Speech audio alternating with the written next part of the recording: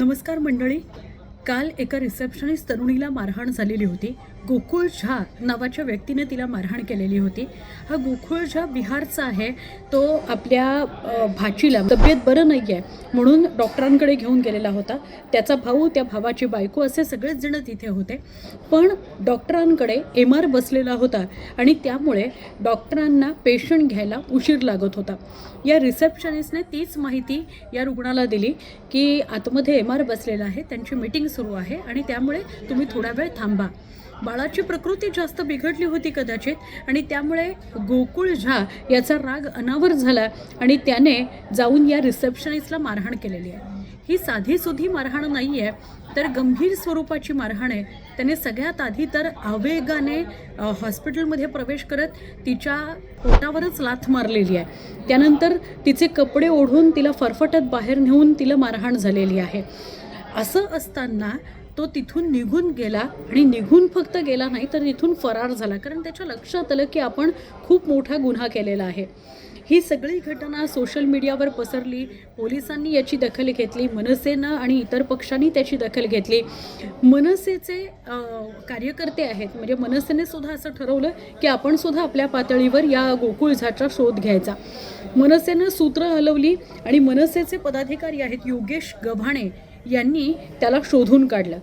हा गोकुळ झा जो आहे हा जेव्हा रुग्णालयामध्ये आलेला होता तसाच तो रात्री सापडला नाही. म्हणजे थोड्याच वेळामध्ये त्याने त्याचं पूर्ण होलिया बदललेला होता. केस कापून टाकले, दाढी केलेली होती आणि त्याने त्याचं रूप बदललेलं होतं जेणेकरून तो कुणाला ओळखू येऊ नये. पण या योगेश गव्हाणेंनी त्याला पकडलं आणि पोलिसांच्या ताब्यात दिलेलं आहे. पहिला प्रश्न इथे उपस्थित होतो की पोलिसांची सूत्र फिरली तरी पोलिसांना तो सापडून आला नाही, मनसेच्या पदाधिकाऱ्याला तो सापडून आला. हे पोलिसांचं अपयश समजायचं का? दुसरी महत्त्वाची गोष्ट, हा गोकुळ झा याच्याविषयीची माहिती समोर आल्यानंतर अजून धक्कादायक खुलासे येत आहेत. ते असे की हा गोकुळ झा याची ऑलरेडी गुन्हेगारी पार्श्वभूमी आहे. या गोकुळ झावर 2 गुन्हे दाखल आहेत.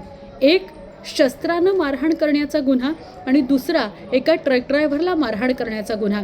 या ट्रक ड्रायव्हरला मारहाण केली म्हणून नुकताच 4 दिवसांपूर्वी तो जामिनावर बाहेर आलेला आहे आणि असं असताना फक्त 4च दिवसांमध्ये त्याने हा 3रा गुन्हा केलेला आहे.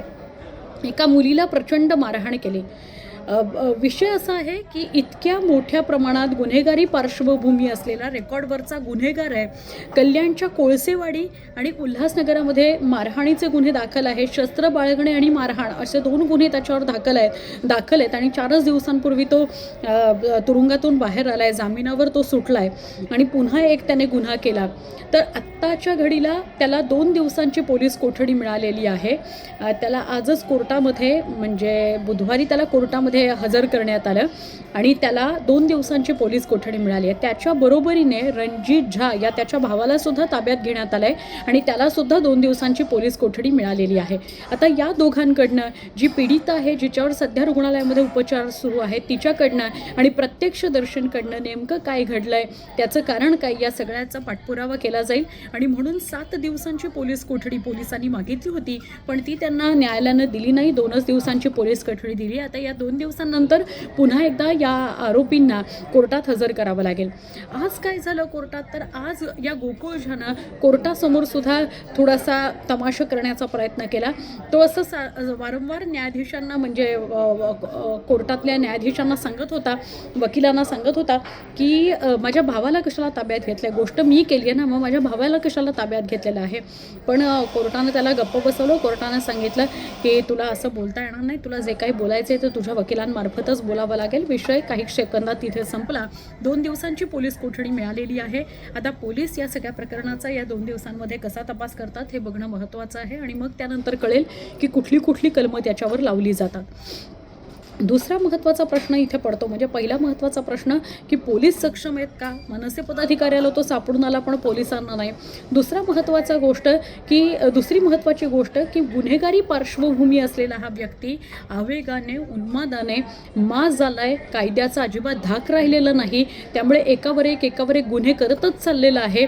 तर त्याला कशा पद्धतीनं जर बसणार, त्याला आपल्याला शिक्षा होऊ शकते. आपण अशा प्रकारची कृत्य करायला नकोत. हे कधी आणि कसं समजणार, कुणी त्याला ते समजावायचं. तिसरा महत्त्वाचा मुद्दा जो फार महत्त्वाचा आहे, जेव्हा ही बातमी आली सगळीकडे पसरली तेव्हा मराठी अमराठी वादाचाच विषय पुढे आला. तो असा की ही मराठी रिसेप्शनिस्ट होती आणि हा बिहारचा राहणारा आहे, त्यामुळे मराठी अमराठी वाद इथे सुद्धा समोर आला. या अमराठी व्यक्तीनं ती मराठीत बोलली, मला मराठीत कळत नाही, तू हिंदीत बोल. ती म्हणाली मी हिंदीत का बोलू. अशा प्रकाराने वाद सुरू झाला आणि तसंच कोर्टातही आज प्रेझेंट केलं गेलं. गुन्हेगारी पार्श्वभूमी असलेला हा गोकुळ झा 2 दिवसांची पोलीस कोठडी मिळालेली आहे त्याला. नुकताच तो जामिनावर बाहेर आलेला होता. आता येत्या काळामध्ये त्याच्यावर काय काय कलमं लावली जातात, त्याच्यावर मारहाणीचा तर गुन्हा दाखल होणारच आहे, पण त्याच्या व्यतिरिक्त त्याच्यावर विनयभंगाचा गुन्हा दाखल होतो का, त्याच्या व्यतिरिक्त त्याच्यावर कुठले कुठले गुन्हे दाखल होतात हे बघणं महत्त्वाचं आहे. जाणीवपूर्वक त्याने हल्ला केला, मारण्याच्या उद्देशानं हल्ला केला का आवेगातून उद्विग्न होऊन त्याने हल्ला केला, अशा स्वरूपाची कुठली कलमं लागतात हे बघावं लागेल.